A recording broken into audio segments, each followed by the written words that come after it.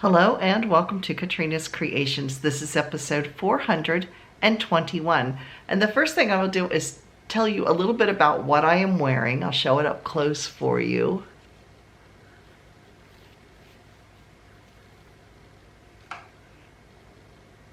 There it is. And this is one of my patterns. It is called Little Holes on the Bias. If you're interested in getting this pattern, the link to it is down below in the Lovecrafts link, and it is $2.60 for the pattern. So the yarn I made this with was actually some yarn I bought from Appalachian Sock Company, which is in West Virginia.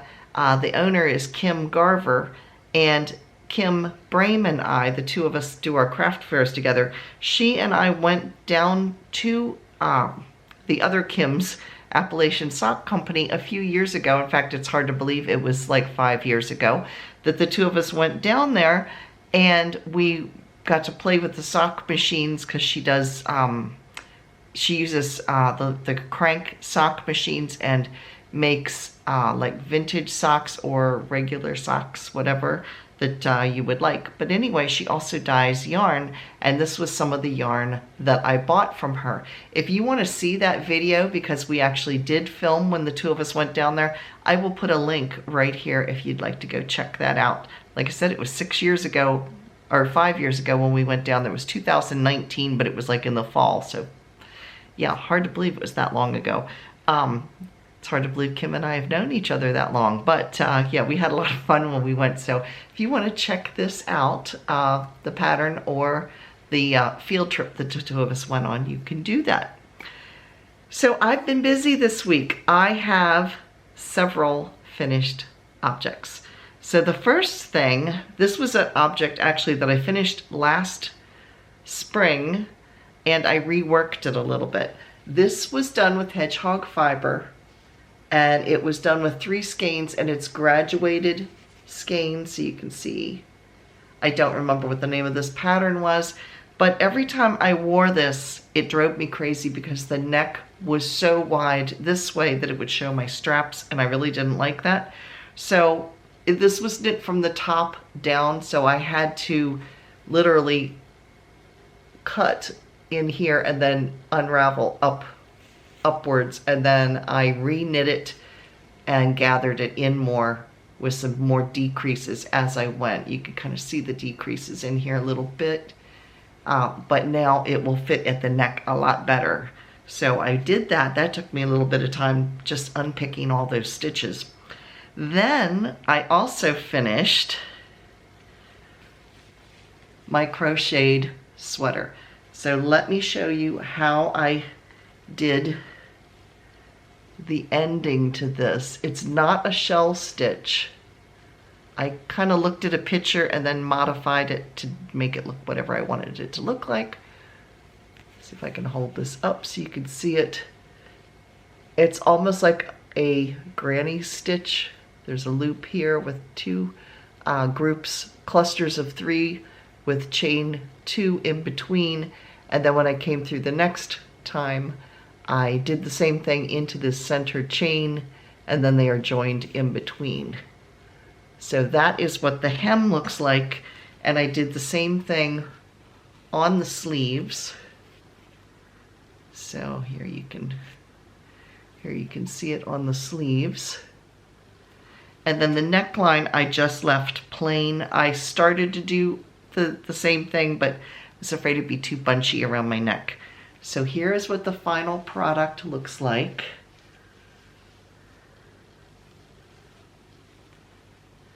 And I'm real happy with how the pooling of the yarn worked out. So I will give you a little model of me wearing this. So here is my sweater. Here's my waist, so it's just slightly, it's right about where my hip bones would be. So it's the right length. I don't like it to be too long because then I can't wear it with a skirt. Well, I could, but it looks funny. So I like it about this length because it'll work with pants or a skirt.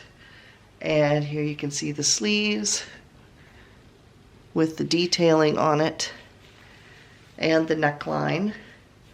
So yeah, it is very soft, very comfortable. And I debated about making this long sleeved, but I think I would have been pushing the yarn limit at that point. So yeah, here is my finished sweater. That being said, I do have one skein that I did not end up using of the titmouse yarn. I do not have the label for it anymore. I don't know if this one even came with a label, because some of them I bought, they didn't come with the Knit Crate box. I bought them like separate when they ran a sale later on. So I don't know that I don't have the actual, yeah, ball band. That's the word I'm looking for. But it is a merino silk cashmere blend. It is a fingering weight, and there are 400 yards per skein. So there's 400 yards in this 100-gram skein. I am going to put this up for sale, so if you're interested, you can contact me at KatrinasCreations@yahoo.com. I think I got this for $20. I'm not positive, but I'm pretty sure it was about $20. So I'm selling it for $15, and then whatever your shipping cost would be. So if you're interested, just let me know. Well, actually email me. If you're interested, email me and we'll get something worked out. So yeah, it is a full skein. I did not touch any of it. Now I will warn you, one of the skeins that I made this with had a lot of cut yarn in it. I had like 6 different spots where the yarn was actually broken or cut. I did poke my fingers around in this skein. That's the only one out of the 4 skeins that I used that I ran into like that. The other 3 were fine. I have kind of stuck my fingers in and looked just to make sure this doesn't look like that kind of a skein. I can't guarantee it though, but from what I can see, it doesn't seem to be broken or cut like the one skein that I dealt with. So again, if you're interested, just email me. Then if you saw my Instagram or my Facebook page, you will see that I made some little Highland cows. There you can see him, and he has a little tail in the back. So I have 3 of these that I made. There we go. These 2 were made with Premier Parfait velvet yarn, and they're a little sturdier than this one. This one's a little floppier. This was made with, it's also Premier yarn, but this is made with, I think it's called Just Chenille. It's called Just Chenille. And this I bought at the Dollar Tree. This is softer than this, but this is slightly, you can see his head's a little wobblier than this one is, because this is a little bit thicker and a little more stable than this one is. But this one's softer. So those are going to be sold at my craft fair. Now the pattern I used for this, actually I didn't use a pattern. The bunnies that I've been making, bunnies, basically the same pattern. I just changed the ears. The hardest thing was doing the little horns because they were so tiny to try to work with. So I just put on the little horns, the ears, and then I put some, you know, the long hair in their faces right here. And then I made this. Otherwise, it's pretty much the same pattern, as you can see. So those 3, I still have enough yarn to make one more. So I will make one more cow, and we'll see how they do at the first craft fair, which is April 4th. And if they do well, then I will be making some more of these little critters. So those are my completed objects. Now let me show you my one work in progress that I have going on right now, and that is my knitted sweater. I am on skein number 3. I have a total of 5 skeins, so I still have plenty. Of course, the sleeves haven't been touched because you do the length and then you come back. Here's where I was last week, and I've gone down about 3.5 inches. I didn't get as much done on this because I was concentrating on cows. But anyway, there it is. That's how far I've gone. So I was here last week and I've gone down to here. So that's what I've been working on this week. We're going to look at what you all made. But first, this show and tell is a little bit longer than normal because I had a lot of pictures you guys sent in to me this week, which I really, really appreciate. We all love seeing each other's projects, and it gives me ideas. I'm not real creative to come up with stuff on my own for the most part. I like seeing what everybody else has made, and then it gives me some ideas. So if you're interested in participating in show and tell, it does not need to be a brand new project. It could be just something that's in your house or whatever that you've made in the past that you'd like to share, or it can be a new project. If you're interested in sharing that on show and tell, you can contact me on my Facebook page, which is Katrina Knits, or you can send me an email at KatrinasCreations@yahoo.com and let me know. Just send me some pictures and tell me a little bit about the pattern or the yarn or whatever else you'd like to tell me about with the project you're sending in. So with that, let's check out what you all have been making this week.